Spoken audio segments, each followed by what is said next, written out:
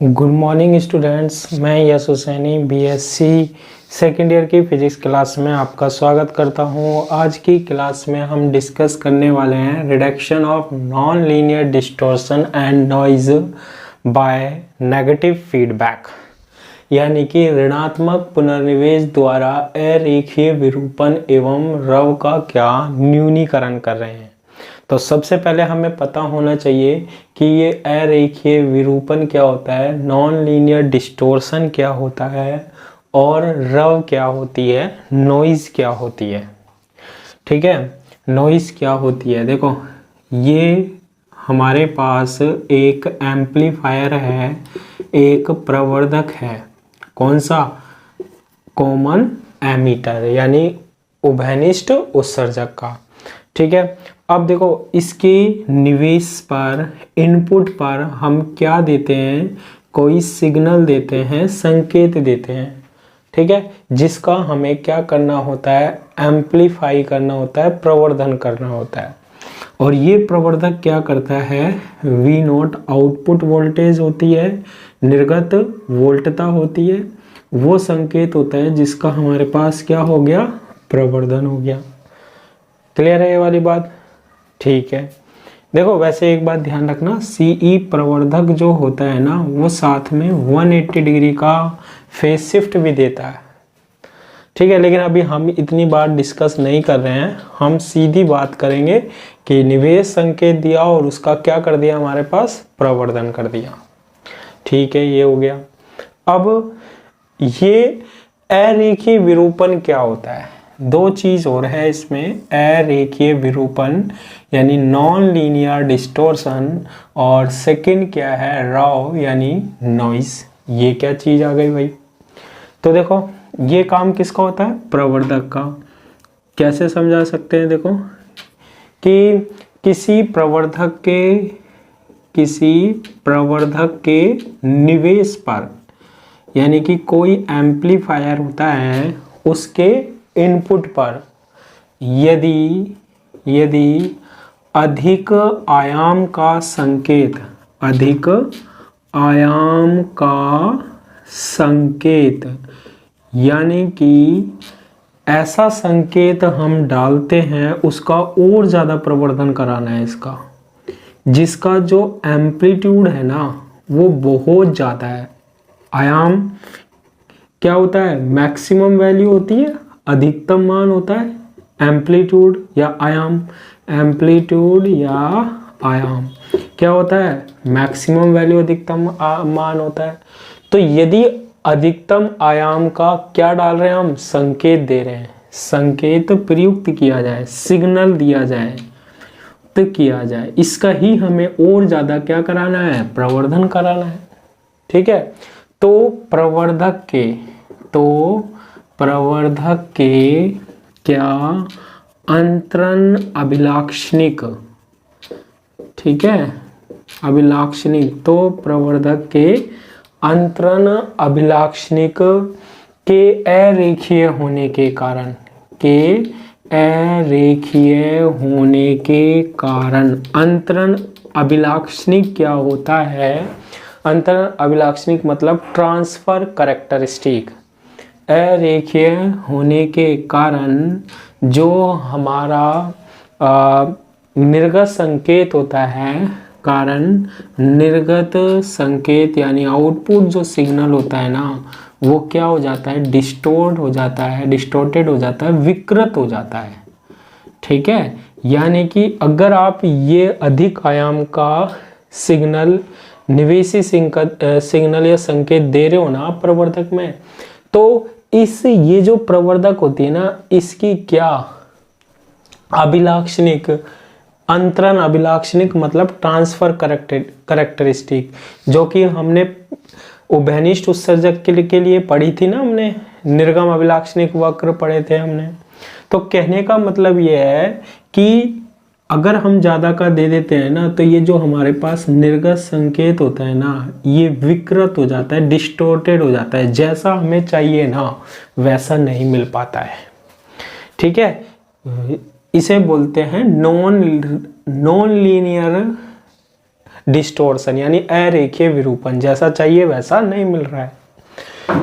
इसके अलावा हम यूं भी कह सकते हैं कि विरूपण जो होता है, जो हमारा संकेत यहाँ मिल रहा है ना, वो विकृत हो रहा है, डिस्टोर्टेड होता है। एक रीजन तो ये होता है कि जो उभयनिष्ठ उत्सर्जक है इसकी कैरेक्टरिस्टिक चेंज हो जाए, ठीक है, अभिलाक्षणिक चेंज हो जाए इसकी, एक रीजन तो ये होता है।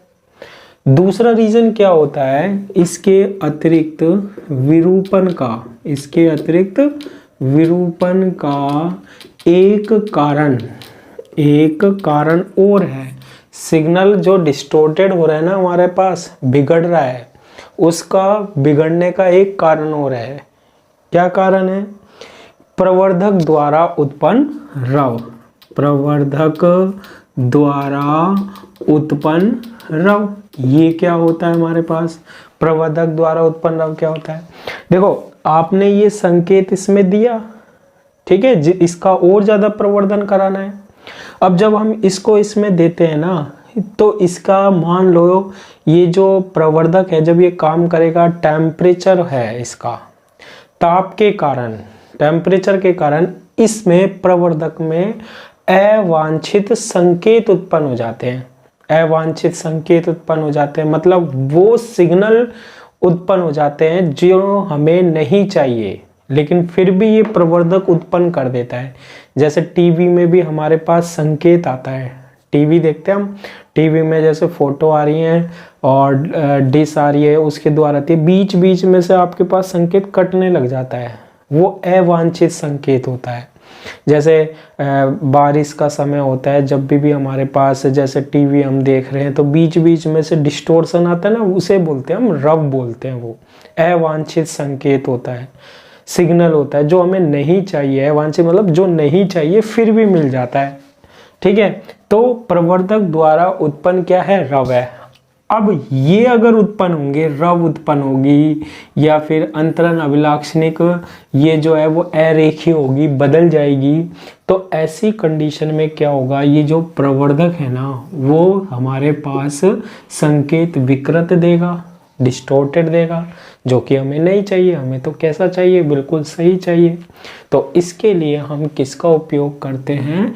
ऋणात्मक पुनर्निवेश, नेगेटिव फीडबैक, और इसकी हेल्प से ये दोनों चीज़ों को हम क्या कर देते हैं? कम कर देते हैं, ताकि हमारा जो निर्गत संकेत होता है, ये इसमें देने के बाद जो निर्गत संकेत होगा, आउटपुट सिग्नल होगा ना, वो हमारे पास क्या हो?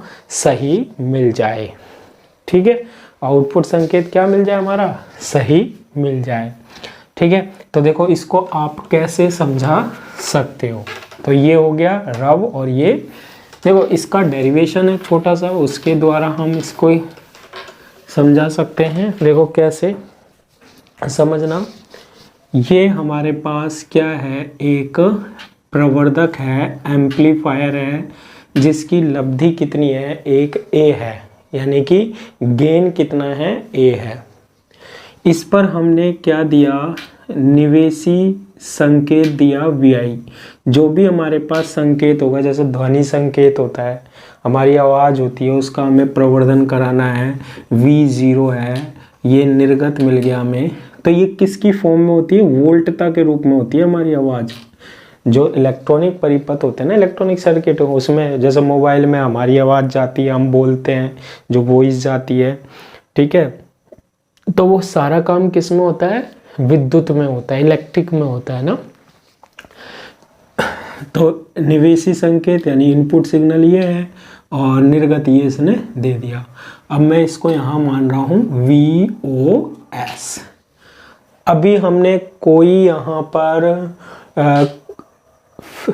पुनर्निवेश नहीं लगाया, ये केवल क्या है हमारे पास? केवल क्या है? प्रवर्धक है। अभी पुनर्निवेश भी नहीं है। बिना पुनर्निवेश प्रवर्धक, बिना पुनर्निवेश क्या है? प्रवर्धक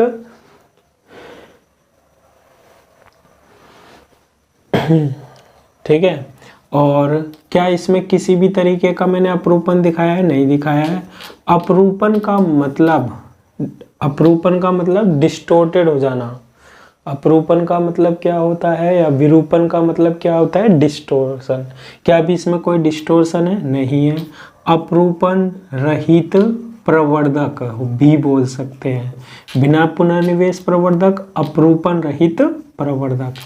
इसके लिए हमारे पास जो VOS होगा, निर्गत संकेत होगा, वो क्या होता है? A इज इक्वल टू होता है निर्गत की वोल्टता अपॉन निवेशी की वोल्टता। तो V0 into A into VI होता है। तो VOS इज इक्वल टू क्या होगा? A इंटू क्या? VI। आ जाएगा या नहीं आ जाएगा? बिल्कुल आ जाएगा।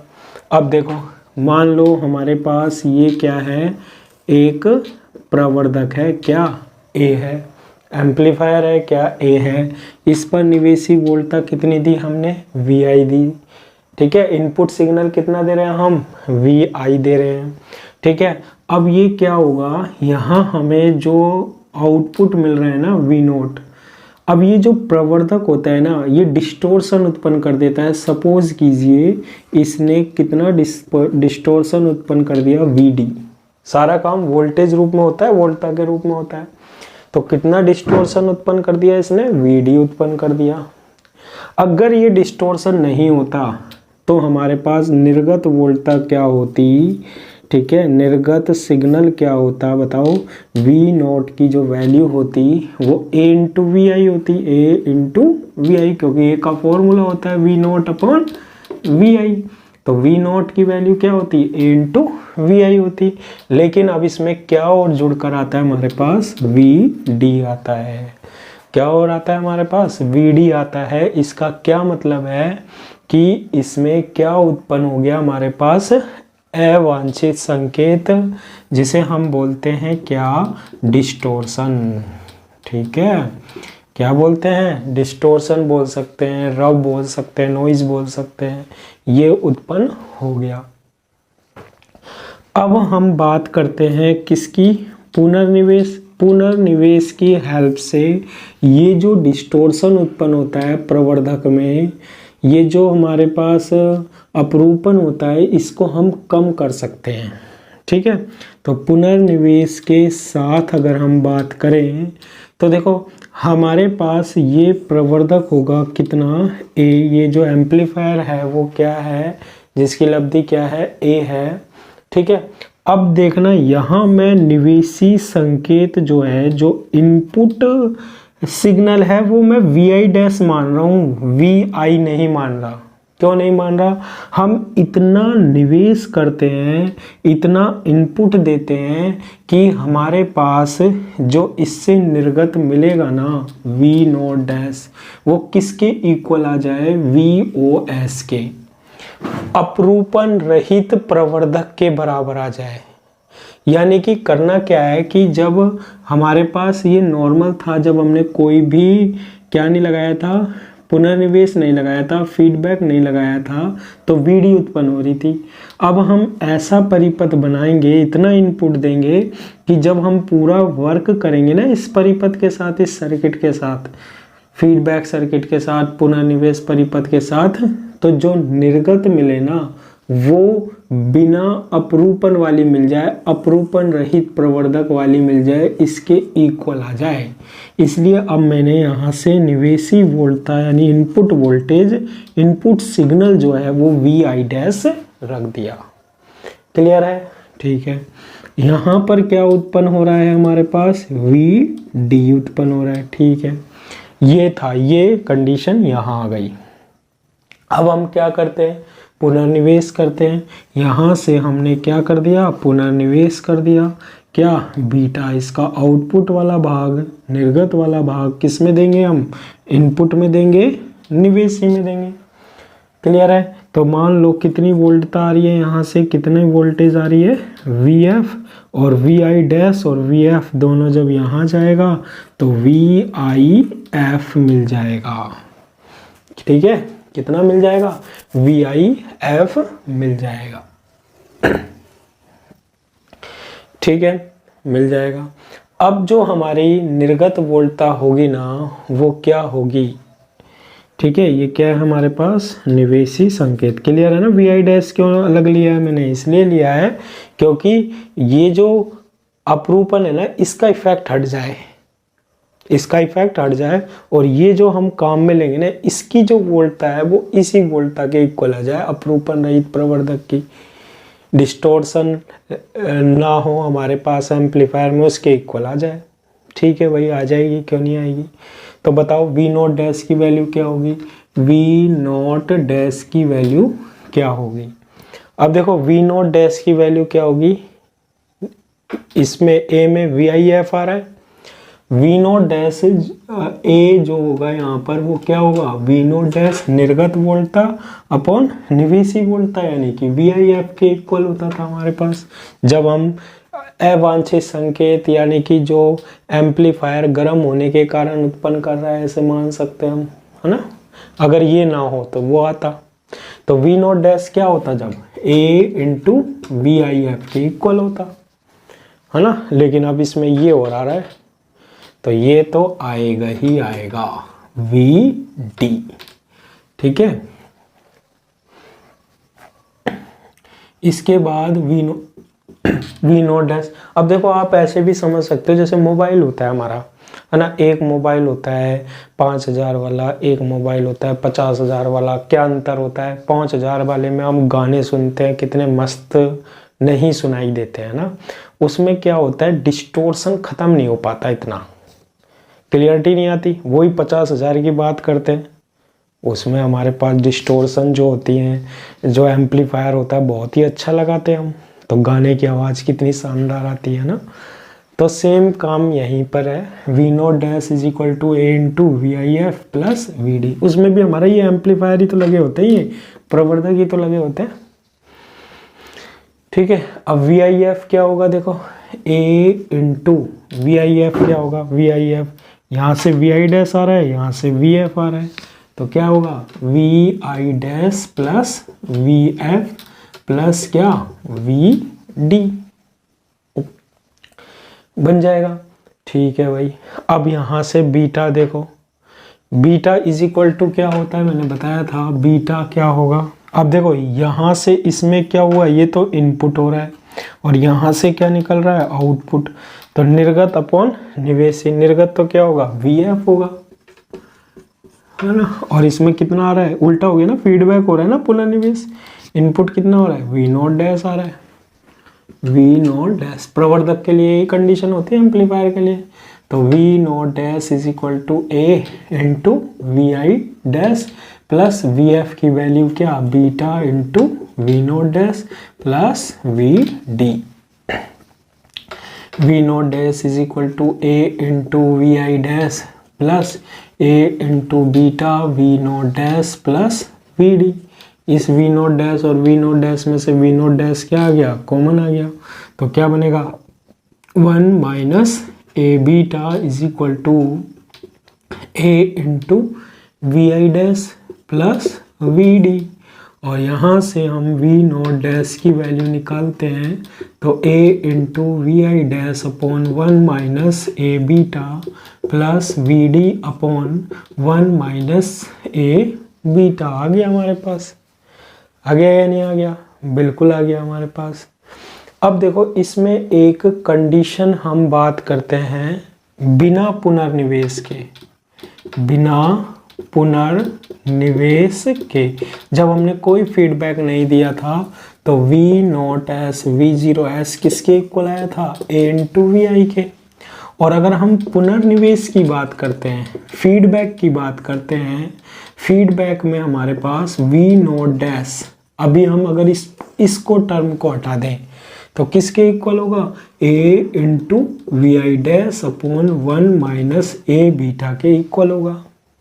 होगा या नहीं होगा, होगा, बिल्कुल होगा। अगर हम यदि वी आई डैश की जो वैल्यू है, यदि वी आई डैश की वैल्यू हम क्या सेट कर दें, वी आई डैश की value 1 minus A beta into V I रख दें। यहाँ से इतनी वोल्टता आरोपित करें, इतनी वोल्टेज लगाएं कि V I dash is equal to 1 minus A beta into V I है, तो वी नॉट डैश जो होगा ना वो क्या होगा, देखो यहाँ पुट करेंगे इसमें value A upon 1 minus A beta into 1 minus A beta into V I, 1 minus A beta से 1 माइनस ए बीटा क्या हो गया, कैंसिल हो गया। तो V not dash is equal to क्या होगा, ए इंटू वी आई के इक्वल होगा, ए इंटू वी आई के इक्वल होगा। तो वी नॉट डैश किसके इक्वल होगा, वी ओ एस के इक्वल होगा। होगा या नहीं होगा, बिल्कुल होगा। ठीक है, ये तो बात हुई हमारे पास किसकी, निर्गत संकेत की। अच्छा, ये वी डी अपॉन 1 माइनस ए बीटा क्या है, जो हमारे पास यहां से निर्गत संकेत मिल रहा था ना, उसमें ये है। ठीक है, ये जो पद है ना, यही हमारे पास क्या उत्पन्न कर रहा है, डिस्टोर्शन। बाकी ये तो नॉर्मल है जो हमें मिलता है।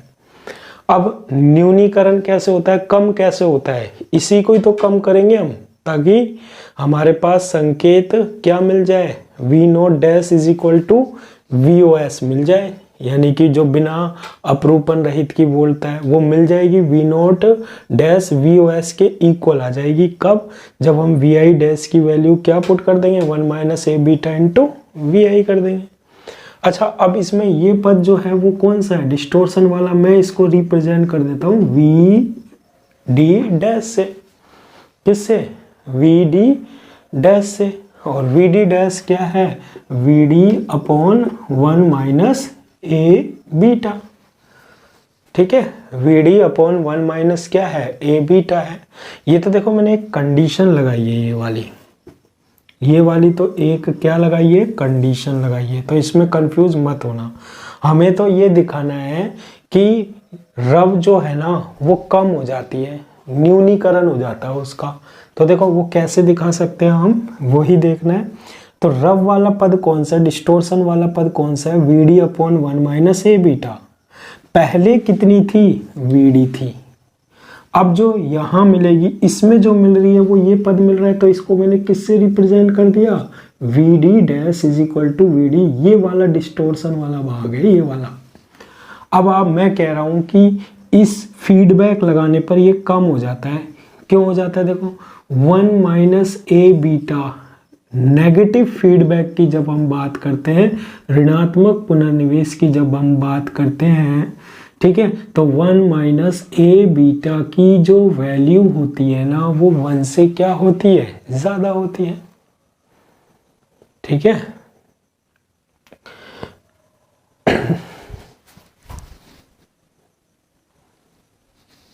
ठीक है। अगर ये वैल्यू ज्यादा होगी तो वी डी डैश क्या होगा, कम। वी डी में जब ज्यादा भाग देंगे तो वी डी डैश क्या होगा, कम। ऋणात्मक पुनर्निवेश किया है ना, नेगेटिव फीडबैक कर रहे हैं यहाँ पर। तो 1 minus A beta is greater than क्या होता है, 1 होता है, होता है या नहीं होता, होता है। तो अब देखो वी डी अपॉन 1 माइनस ए बीटा, वी डी डैश क्या है, पुनर्निवेश फीडबैक लगाया है तब हमारे पास रव, और वी डी बिना पुनर्निवेश के। तो इस वी डी को ही तो कम करना है। ठीक है, तो वी डी कम कैसे होगा, देखो 1 माइनस ए बीटा की वैल्यू ज्यादा होगी, वी डी में ज्यादा का भाग देंगे तो वी डी डैश क्या होगा, कम। तो वी डी डैश जो होगा ना वो हमेशा कम हो जाएगा, किससे, वी डी से। वी डी डैश जो होगा वो हमेशा कम होगा, किससे, वी डी से, क्योंकि वी डी में जब अधिक का भाग दे रहे हैं तब वी डी डैश आ रहा है। ठीक है, तो देखो यहां मान लो हमारे पास पहले वी डी की वैल्यू थी कितनी, 30 वोल्ट थी। ठीक है, तो जब हमने पुनर्निवेश लगा दिया, यहाँ वी डी जो था हमारे पास, यहाँ जो हमारे पास डिस्टोर्शन उत्पन्न हुआ है वो ये पद है, वी डी अपॉन 1 माइनस ए बीटा पुनर्निवेश। ठीक है, और इसे मैंने किससे रिप्रेजेंट कर दिया, वी डी डैश। तो जब हम इसमें देखेंगे तो ये जो डिस्टोर्शन है वो घटकर मान लो कितना रह गया, 5 वोल्ट रह गया। तो देखो 30 वोल्ट से 5 वोल्ट क्या हो गया, कम हो गया डिस्टोर्शन। ठीक है, अपरूपण क्या हो गया, कम हो गया। तो इस तरीके से नेगेटिव फीडबैक द्वारा हम क्या कर सकते हैं, रव का न्यूनीकरण कर सकते हैं, नॉइज को क्या कर सकते हैं, घटा सकते हैं। ये कंडीशन जो लगाई थी ये बीच में एक कंडीशन थी। बाकी अगर आपको रव का समझाना है तो ये पद बन जाएगा। ठीक है। और इसमें ये कंडीशन लगाओगे तो वी डी डैश वो हमारे पास रब होती है जब पुनर्निवेश लगाया है, तो V D dash is less than V D, पहले वी डी था वी डी डैश मिलता है, ये कंप्लीट में जब काम में आ जाता है वो कम हो जाता है। इस तरीके से नेगेटिव फीडबैक द्वारा हम क्या कर सकते हैं, नॉइज़ कम कर सकते हैं। तो आज की क्लास के लिए इतना ही। Thank you.